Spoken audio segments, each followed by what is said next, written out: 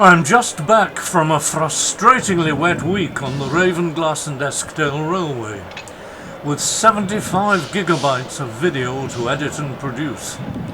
So although I didn't want to miss Tangmere's run round the Cumbrian coast today, I didn't want to make a lengthy video. The Cumbrian Coast Express was being hauled all the way from Euston to Carlisle by Les Ross's Class 86 electric loco, named after himself, whilst Tangmere was travelling light from Carnforth. Or so I thought.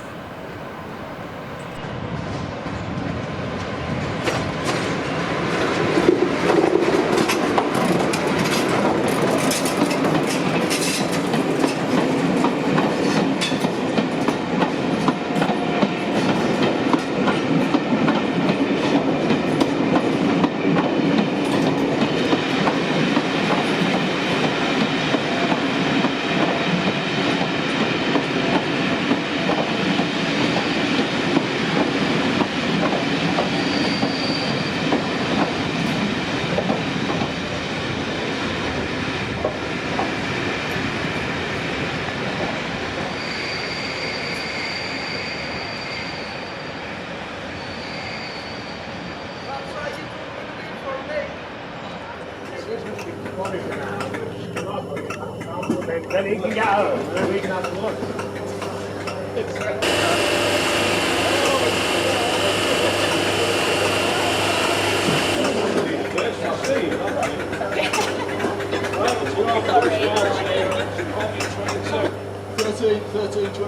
Oh, perfect. I was just wondering if I needed to change the car. No disrespect. You turned up and I was like,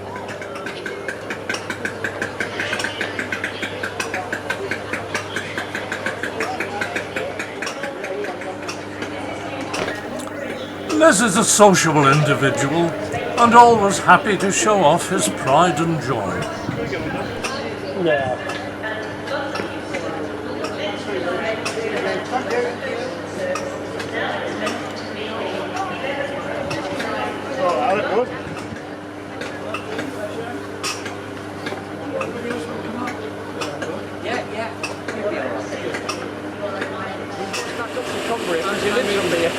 How many drivers know how to drive 86s these days? Oh, well, a fair few. A fair few. Yeah, a fair few of the West How Coast many drivers. being on, Les? Does anyone else want to go up for a Anybody else want to go into the cab before we Do you go? know, I've never had a look on Oh, board do you one ever of looked? these. Oh, you're a regular. This gentleman, yeah. Yeah, but the trouble is I'm always behind the camera, you see, so I never see everybody else clambering up behind to get a chance. So, No problem. Well, I've seen that coming, so...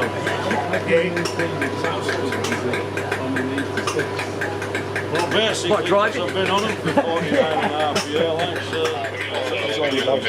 Yeah, he's lost it. Yeah, good engine. So he's just move anyway. I'll be well happy. That's it. We won't. We'll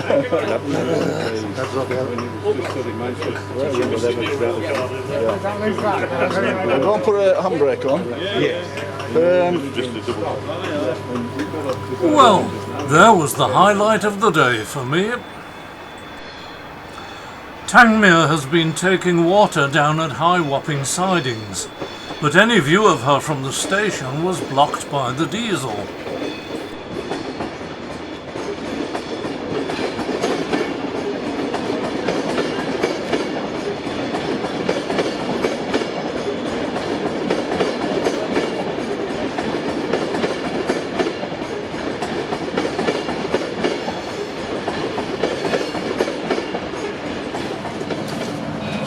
Welcome aboard this Northern Service 2, Barrow-in-Furness. The next station stop is Dalston.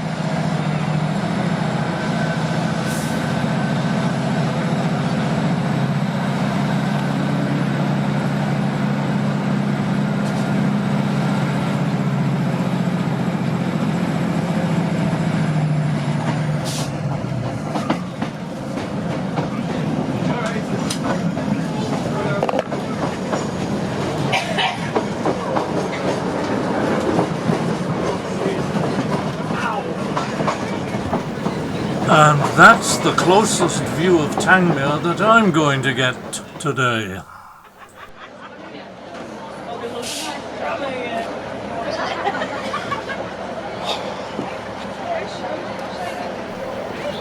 Whitehaven, where the coastal line becomes single track for the 11 miles to Sellafield and plunges under Castle Hill to emerge almost 1 mile farther on at Corkicle Station.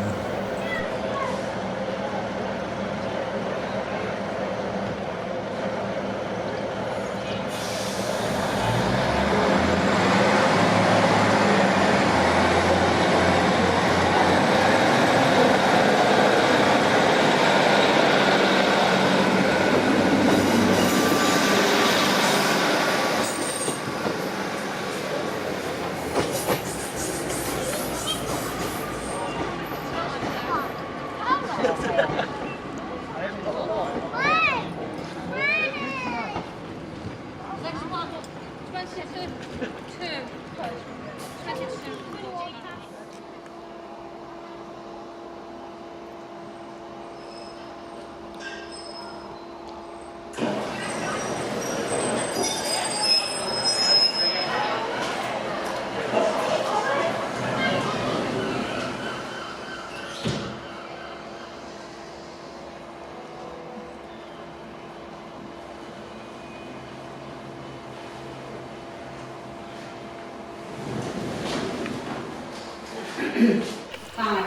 The lady driver heads for the token cupboard to insert the token for the section she has just left and to obtain clearance for her onward journey.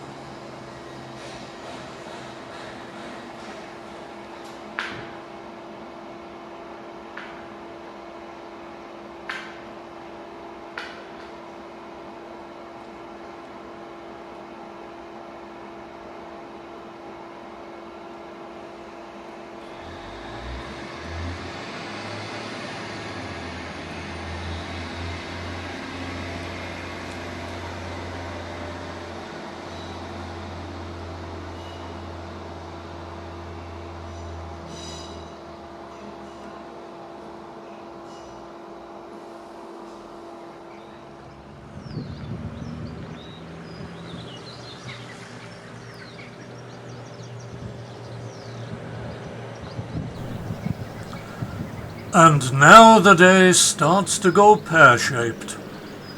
I find an ideal spot beside the track, just opposite Brantstey signal box, to record visuals and sound with the camera and to launch the drone.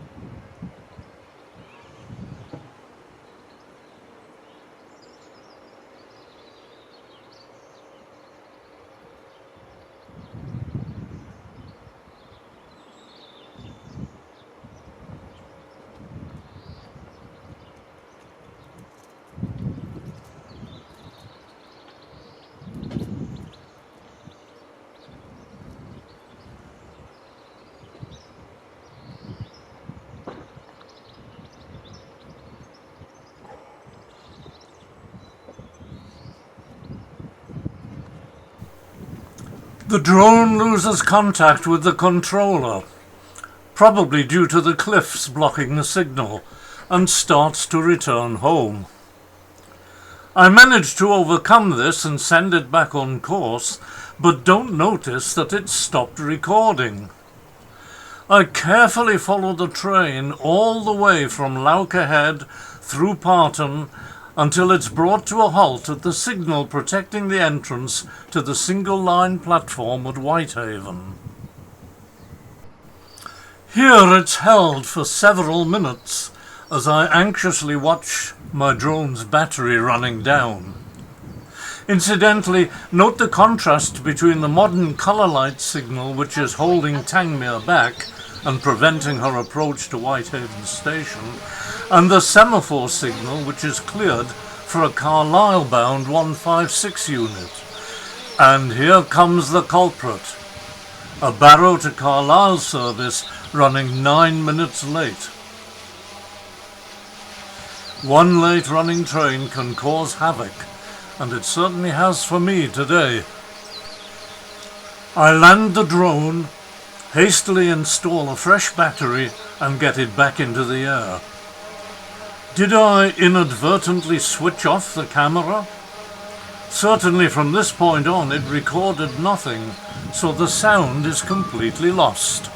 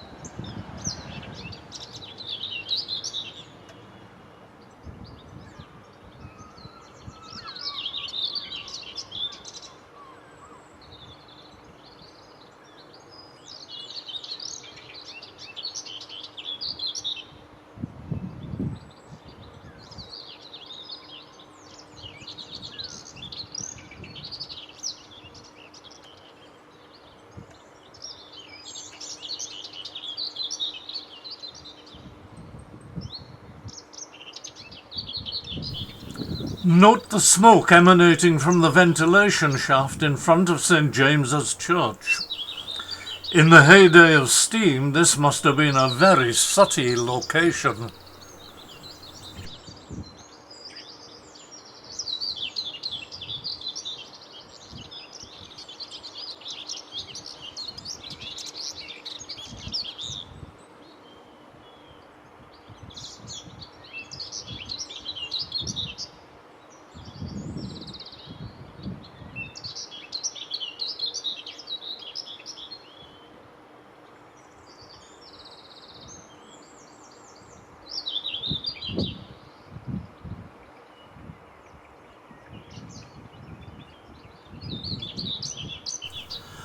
The white building on the corner is the Wetherspoon pub, the Bransty Arch, a handy refuge when hunger or thirst strikes.